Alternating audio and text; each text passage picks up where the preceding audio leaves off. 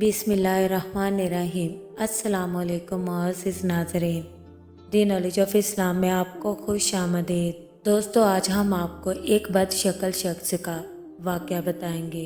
नाज़रीन, एक मरतबा हुज़ूर सल्लल्लाहु अलैहि वसल्लम की खिदमत में एक बदशक्ल शख्स हाजिर हुआ और उसकी बीवी नहायत खूबसूरत थी।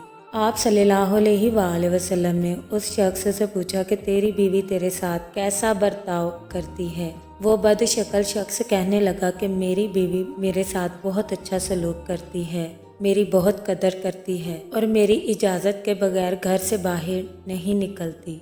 उसे अपने हुस्न जमाल का लिहाज भी नहीं।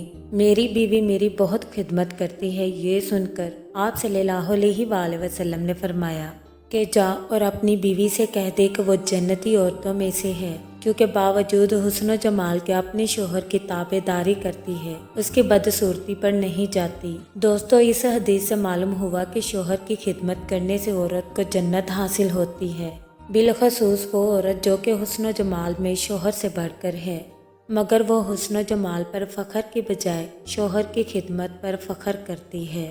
दोस्तों, क्या आप जानते हैं कि मर्द के कफन में 3 कपड़े होते हैं, जबकि मुसलमान औरत के कफन में 5 कपड़े होते हैं। 2 जायद कपड़ों में एक स्कार्फ और दूसरा सीना बंद होता है।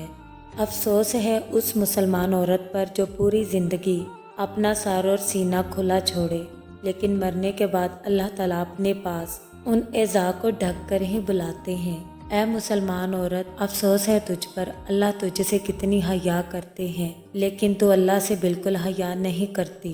दोस्तों, बुरी औरत की पहचान हमेशा इन बातों से होती है।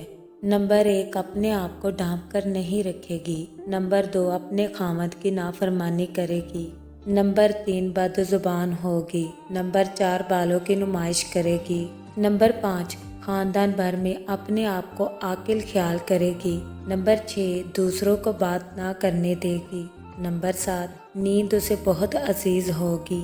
नंबर 8, अपनी आवाज़ को बहुत बुलंद करके बात करेगी। नंबर 9, कपड़े बारीक और दिखावे वाले पहनेगी। नंबर 10, पीठ पीछे अपने खानदान की बुराई करेगी। नंबर 11, खामद की बात काटकर अपनी बात करेगी। नंबर 12, बाजारों के चक्कर लगाने की शौकीन होगी। अल्लाह ताला से दुआ है कि अल्लाह ताला हमें अपने हिफ्ज़ ईमान में रखे और हर बेटी को अपने खामद का फरमाबरदार बनाए और हर बेटी को खुदा सीधे रास्ते पर चलने की तौफीक अता फरमाए। आमीन सुम्मा आमीन।